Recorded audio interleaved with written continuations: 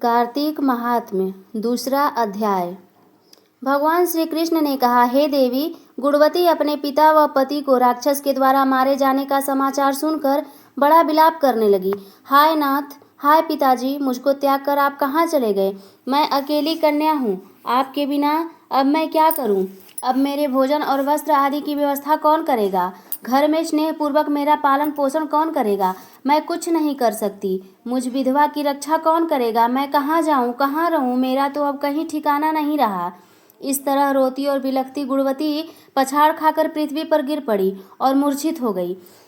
कुछ देर पड़ी रही, फिर होश में आई तो पूर्ववत अत्यंत करुण विलाप कर शोक सागर में डूब गई। जब कुछ संभली तो उसे ध्यान आया कि मेरे पिता व पति की मृत्यु के पश्चात उनकी क्रिया करनी चाहिए जिससे उनकी गति हो सके। अतः उसने घर की सारी वस्तुएं बेच दी। उनके बेचने से जो पैसे उसे मिले उनसे अपने पिता और पति की श्राद्ध आदि क्रिया की। फिर वह उसी नगर में रहती हुई भगवान विष्णु की भक्ति में आठों प्रहर रहने लगी। उसने जन्म से लेकर मृत्यु तक नियम पूर्वक सारी एकादशियों के व्रत किए। हे प्रिय, ये एकादशी और कार्तिक व्रत मुझको बड़े ही प्यारे हैं। मुक्ति, भक्ति, पुत्र तथा संपत्ति को देने वाले परम पवित्र हैं। जो मनुष्य कार्तिक मास में जब तुला राशि पर सूर्य आता है उस समय सवेरे उठकर स्नान करते हैं, व्रत व उपासना करते हैं, वह मुझे बहुत ही प्यारे हैं। क्योंकि यदि वह बड़े पापी भी हों तो वे स्नान व व्रत के प्रभाव से मैं उनको मोक्ष की प्राप्ति कराता हूँ। जो मनुष्य कार्तिक में स्नान, जागरण, दीपदान तथा तुलसी के वृक्ष की रक्षा करते हैं वह साक्षात विष्णु भगवान के तुल्य हैं। जो मनुष्य कार्तिक मास में मंदिर में झाड़ू लगाते हैं और स्वास्तिक बनाते हैं तथा विष्णु भगवान की पूजा करते हैं वह जीवन मुक्त हो जाते हैं। यह सुनकर गुणवती भी प्रति वर्ष मन लगाकर कार्तिक का व्रत और भगवान विष्णु का पूजन करने लगी। हे प्रिय, एक बार वह ज्वरग्रस्त थी और दुबली हो गई थी, फिर भी किसी न किसी प्रकार गंगा स्नान के लिए चली गई।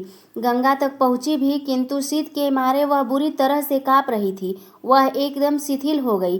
तब वह मेरे दूतों के द्वारा मेरे धाम में आई। उसके पश्चात ब्रह्मा आदि देवताओं की प्रार्थना पर जब मैंने कृष्ण का अवतार लिया तो उस समय मेरे गण भी मेरे साथ आए। वह सब इस पृथ्वी पर यादव बने हैं। तुम्हारे पिता जो कि पूर्व जन्म में देव शर्मा थे, इस समय सत्रजीत हैं। पूर्व जन्म में चंद्र शर्मा जो तुम्हारा पति था वह आकू है। और हे भामिनी, तू ही वह गुणवती है। यह कार्तिक व्रत का ही प्रताप है जिसे कि तू मेरी अर्धांगिनी बनी है। पूर्व जन्म में तुमने जो मेरे मंदिर के द्वारे पर तुलसी का पौधा लगाया था वह इस समय तेरे महलों के आंगन में कल्प वृक्ष के रूप में खड़ा है। तुमने जो उस जन्म में दीपदान किया था उसके कारण तुम्हारी देह सुंदर है, तुम्हारे शरीर में शोभा है और घर में साक्षात लक्ष्मी का निवास है। तुमने चूंकि पूर्व जन्म में अपने समस्त व्रतों का फल पति स्वरूप विष्णु को अर्पण कर दिया था, उसी के प्रभाव से तुम इस समय मेरी प्रिय भामिनी हुई हो। पूर्व जन्म में आजीवन तुमने जो नियम से कार्तिक मास का व्रत किया था उसका यह प्रभाव है कि मेरा और तुम्हारा कभी वियोग नहीं होगा। इस प्रकार जो कोई कार्तिक मास में व्रत आदि करते हैं वह मुझे तुम्हारे ही समान प्यारे हैं।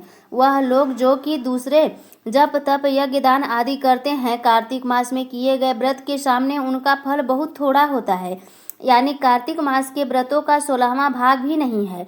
इस तरह से सत्यभामा भगवान श्री कृष्णचंद्र जी महाराज से अपने पूर्व जन्म के पुण्य का प्रभाव सुनकर अति प्रसन्न हुई। राधे राधे। जय श्री कृष्ण। हरिओम। नारायण श्रीमन नारायण नारायण।